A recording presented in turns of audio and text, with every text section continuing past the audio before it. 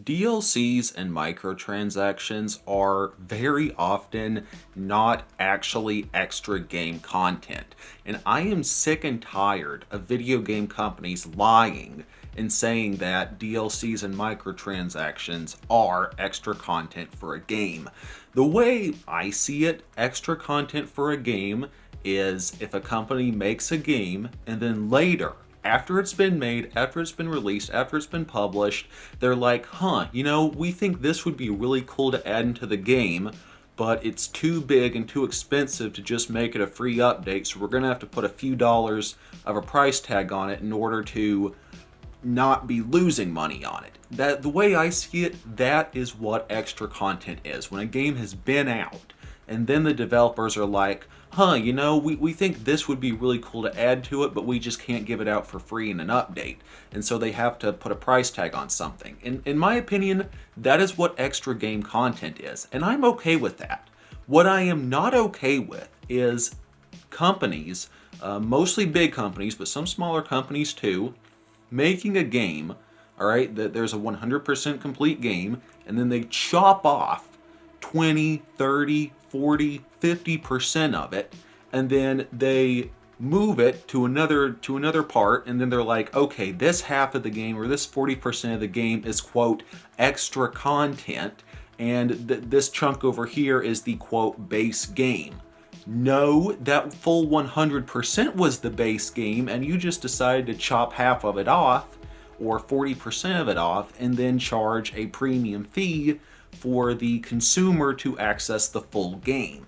That is not extra content in my book.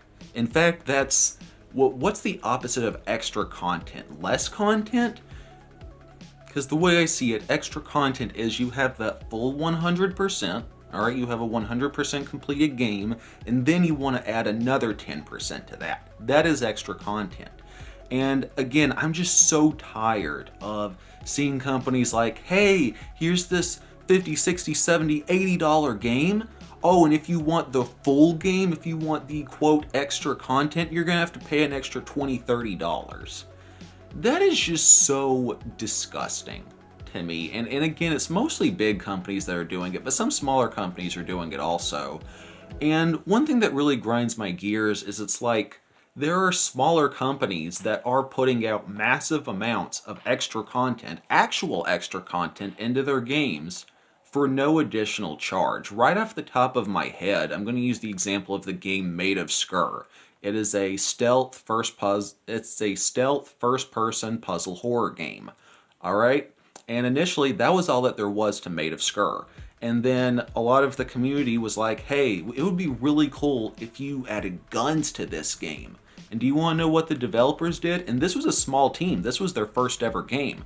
They added an entire game mode for free, extra content, that added a first-person shooter challenge mode.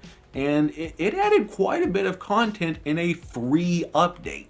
So basically, if a small indie development company can afford to add an entire game mode as an update for free, you cannot tell me that these big companies that are drowning in cash cannot afford to put out a 100% completed game.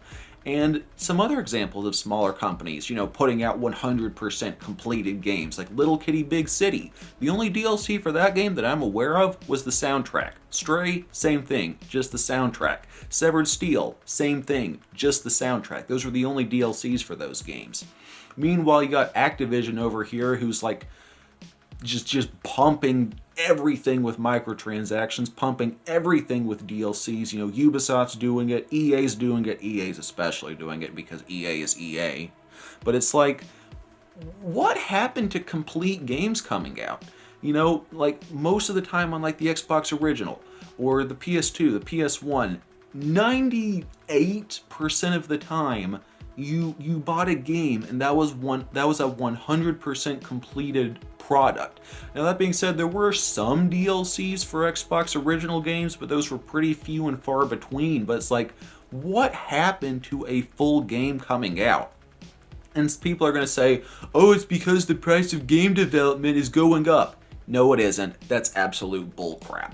Maybe it's gone up a little bit, but not as much as these companies are trying to tell you. And the reason I say that is like, if small indie game companies are able to put out very high quality games, sell them at a lower price than AAA titles, and not put any DLCs in them, you cannot tell me that companies are having to do this to make a profit. You know, again, looking at Little Kitty Big City, no DLCs, except for the soundtrack, of course, but that doesn't really count. Stray, same thing. Severed Steel, same thing. I'm suddenly thinking of Vincent Lade's Jawbreaker. Actually, all of Vincent Lade's games, off the top of my head, not one of them has DLCs. I think one of them had a soundtrack DLC. But it's like one man, Vincent Lade, is making his games, not counting like voice actors, of course, but he's making games by himself and putting them out without DLCs. It's like, if these small indie companies can do this, you cannot tell me that these big companies can't afford to put a game out without DLCs. And once again, I don't have a problem with a DLC that is actually extra content. You know, I don't have a problem with a game coming out and then several months or even years later, the developers are like, you know what, it would be really cool if we added this into the game, but we can't exactly afford to put it out for free. You know, one example would be when Bulletstorm was re-released. There was a DLC for the re-release, it was more of a remaster, but it was like a decade after the base game came out. And if you wanted to pay a couple extra dollars, you got a voiceover from Duke Nukem. So I would say something like that is extra content. You know, it didn't come around until like a decade after the base game, and I highly doubt John St. John was going to work for free, so obviously they had to put a price tag on something like that. That is what I consider to be extra content. Or I think it was the game Limbo? Don't quote me on this one, but I think it was the game Limbo. It was like for the game's 10th anniversary, they added an extra skin for like 99 cents. Okay, and that is extra content in my eyes, because it comes out like a decade after the base game does. Extra content is not taking a fully completed game and then chopping part of it off and then putting an extra price tag on that part of the game that you just chopped off. And again, I'm just so sick of companies lying and saying, oh hey, this is extra content, even though it was planned ahead of time that it was going to be sold apart from the base game. And I've heard some people say that, you know, people who, I can't verify it, but they claim to have insider information or that they've worked with some of these companies, Ubisoft specifically was named, that sometimes there will be a 100% completed game, and then the guys in suits, you know, the top dogs, they're like, okay, we'll chop this mission off and then chop that mission off, and that has to be the DLC. It's like there's a completed game, and then the top dogs, because greed is never satisfied, are like, okay, we'll chop this part off and put an extra price tag on it.